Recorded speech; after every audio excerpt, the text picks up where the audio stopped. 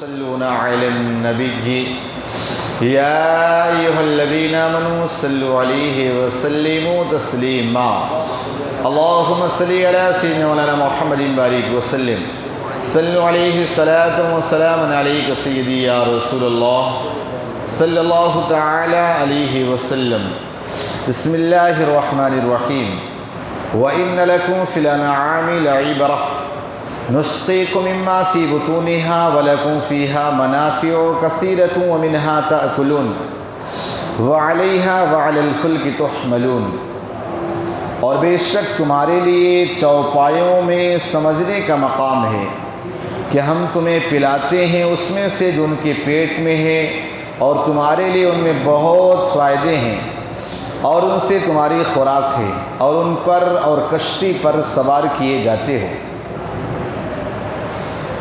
اللہ رب العزت کی نشانیوں کو غور کیا جا رہا ہے کہ اللہ تبارک و تعالیٰ کی نشانیاں کیا کیا ہیں۔ آپ کو بتایا تھا کہ تفکروا فی آلاء اللہ، اللہ کی نشانیوں میں غور کرو، ولا تتفکروا فی اللہ، اور اللہ میں غور نہ کرو۔ تو کل آپ نے درختوں کے حوالے سے سنا کہ درخت کتنے فائدے مند ہے انسانوں کے لیے۔ اس کے علاوہ اس سے پہلے اور بھی چیزوں کے بارے میں آپ نے سنا۔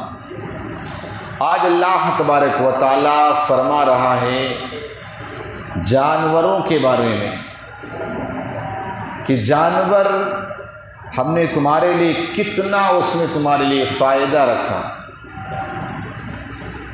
جانور سے تم بہت ساری چیزوں کے فائدے اٹھاتے ہو، اس لیے کہ دنیا کے اندر اللہ تبارک و تعالیٰ نے ہر چیز کو ہمارے فائدے کے لیے بنایا۔ اللہ فرماتا ہے کہ دیکھو تم ان چوپایوں میں، اس میں تمہارے لیے بہت ساری عبرت۔ چوپایوں سے آپ دودھ پیتے ہو، حالانکہ وہ کھاتا چارہ ہے، پانی پیتا ہے، سارا پیٹ میں جاتا ہے، لیکن دودھ جہاں سے آنا وہیں سے آ رہا، پیشاب جہاں سے آنا وہیں آ رہا۔ اگر تم اس میں غور کرو تو تمہارے لیے اسے بہت بڑی نشانی ہے۔ ورنہ چارہ بیل بھی وہی کھا رہا ہے، گائے بھی وہی کھا رہی، بھینس بھی وہی کھا رہی، وہ بھی کھا رہا، لیکن آپ دیکھیے وہی چیز کھانے کے بعد اللہ تبارک و تعالیٰ اس کے اندر دودھ نکالتا۔ تو کہا اس میں بھی تمہارے لیے بڑی نشانی ہے۔ کون دودھ بنا رہا؟ وہی اللہ، دودھ نکلتا ہے۔ تو کہا تمہارے لیے اس میں کتنا بڑا فائدہ ہے۔ اس سے دودھ سے آپ دیکھیں دودھ پیتے ہیں، اس کے علاوہ اور بھی ساری چیزیں ہیں۔ تو کہا اس سے تم جو فائدے اٹھاتے ہو اس میں بھی ہمارے لیے نشانیاں ہیں۔ اور خود آقا کریم صلی اللہ علیہ وسلم دودھ کو نوش فرماتے تھے، دودھ کو آپ نوش فرماتے تھے، پیا کرتے تھے۔ اور دودھ ویسے پینا چاہیے، بڑی مقوی غذا ہے۔ اور ضرورت پڑ گئی تو میرے آقا علیہ الصلاۃ والتسلیم نے ایک پیالے دودھ میں 70 کو پلا دیا۔ سمجھے نا، دودھ تھا ایک پیالہ لیکن 70 کو پلا دیا۔ میرے آقا علیہ الصلاۃ والتسلیم گھر سے باہر تشریف لائے، دیکھا حضرت صدیق اکبر کا کیا بات ہے؟ کہا بھوک کی وجہ سے میں دوپہر میں باہر آیا ہوں۔ حضرت عمر وہ بھی آ گئے، اس طرح بہت سارے۔ ایک صحابی کے گھر گئے، کہا کچھ ہے؟ کہا ایک دودھ کا پیالہ ہے۔ پیش کیا گیا، آقا علیہ کریم صلی اللہ علیہ وسلم نے فرمایا چلو پیو۔ سارے لوگوں نے ایک ایک کر کے پیا، یہاں تک کہ 70 صحابہ پی لیے۔ جس صحابی کا جو دودھ تھا اسی طرح رہا۔ کیوں جناب ابو ہریرہ کیسا تھا وہ جامشی کہ ایک پیالے دودھ سے 70 کا منہ پھر گیا۔ 70 لوگوں نے پی لیا، تب بھی کہ دودھ پینا یہ بھی ہمارے لیے اس میں بھی بہت ساری چیزیں نفع کی۔ یہی سے یہ بات پتہ چلی کہ کوئی جانور وہ عبادت کے لائق نہیں ہو سکتا، ان کا رد ہے اس میں۔ وہ ہوتے ہیں نا گائے کی پوجا کرتے ہیں نا، یہ وہ گائے کا دودھ پیتے ہیں۔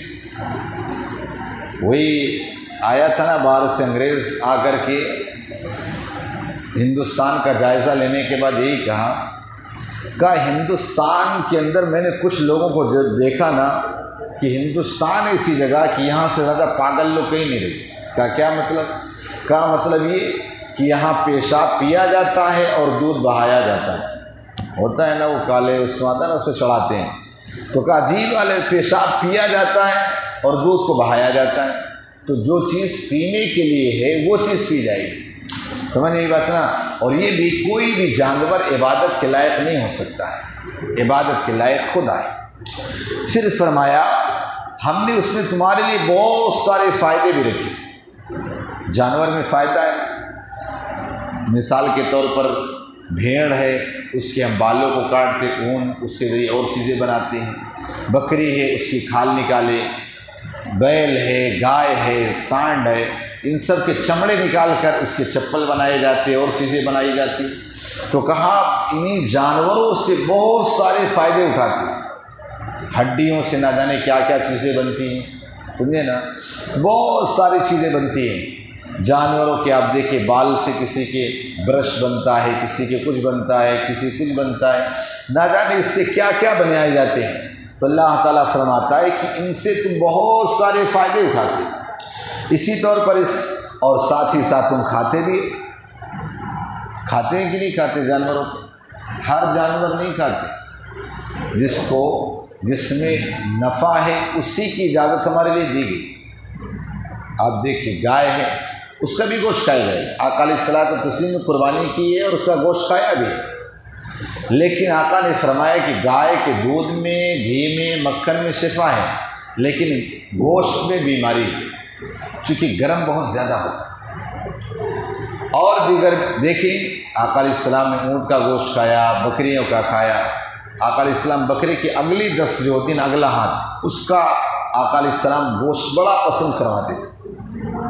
تو اللہ فرماتا ہے تمہارے لیے جانوروں میں ہم نے کتنے فائدے رکھے، کھاؤ بھی پیو بھی، جب تک اچھی چلے چلاؤ، دودھ پیو، ورنہ پرانی بوڑھی ہو جائے اس کے بعد کاٹ کے کھا جاؤ، مست ہو جاؤ، چمڑا بیچ دو، جو رہ جائے پھینک دو، سمجھے نا، کتنا نفع ہے۔ لیکن آج اسی کو کچھ لوگ پیدا ہو گئے نا، کہتے ہیں جیو ہتیا ہوتی۔ اور یہ جو گاؤشالہ میں سینکڑوں تڑپ تڑپ کے مر جاتی، وہ کیا ہے؟ اگر آپ کسی کو اگر مارنا ایک جھٹکے میں مار دو اتنی تکلیف نہ ہوگی، لیکن تڑپا کے مارو نا بڑی تکلیف ہوگی، سمجھے نا۔ تو اس سے بس رگ کاٹی گئی، اس کے بعد ختم ہو گئی بات، اس سے نفع اٹھائے، لیکن اس کو یہ لوگ دبا کے کسی طرح گوشالہ کے نام پہ نہ جانے کتنا، یہاں گجرات میں تو بہت ہے، سمجھے نا، کوئی گائے نہیں ہوتی جس پر یہ لوگ لون لے کے نہ بیٹھے ہوں، پیچھے خود ہی مار ڈالتے ہیں، اس کا پیسہ وصول لیتے ہیں، سمجھے نا۔ تو ہوتا ہے کوئی بھی جانور عبادت کے لائق نہیں، عبادت کے لائق خدا ہے، سمجھے نا۔ تو اللہ تعالیٰ نے فرمائی جانوروں میں ہم نے تمہارے لیے بہت سارا نفع رکھا ہے، وَعَلَيْهَا وَعَلَى الْفُلْكِ تُحْمَلُونَ، اور اس کے اوپر بھی ہم سوار ہوتے ہیں، بہت سارے جانور سوار ہوتے ہیں نا۔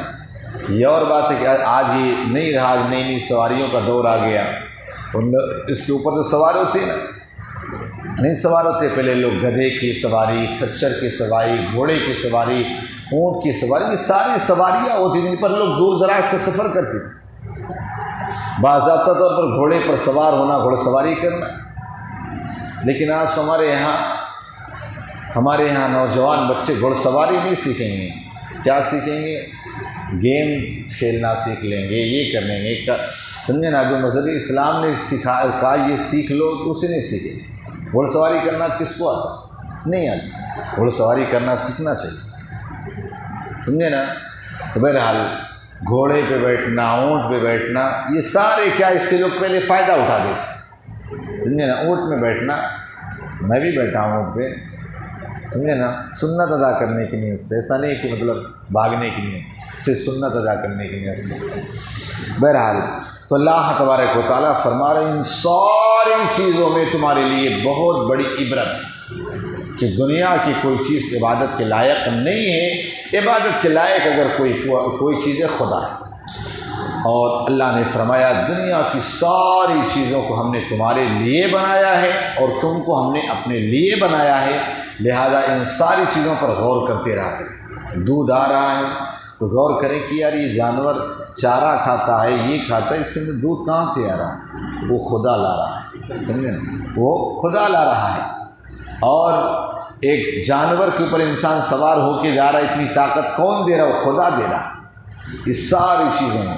اب دیکھیے کہا گئی بکری ہے، انسان قربانی کرتا ہے، جانور قربانی کرتا ہے، قیامت کے دن یہ اپنے کھور، ہڈی، گوشت سب کے ساتھ تمہارے سرہانے کھڑے ہو اور اپنے اوپر بٹھا کر کے میدان محشر میں لے آئیں گے. سمجھے نا.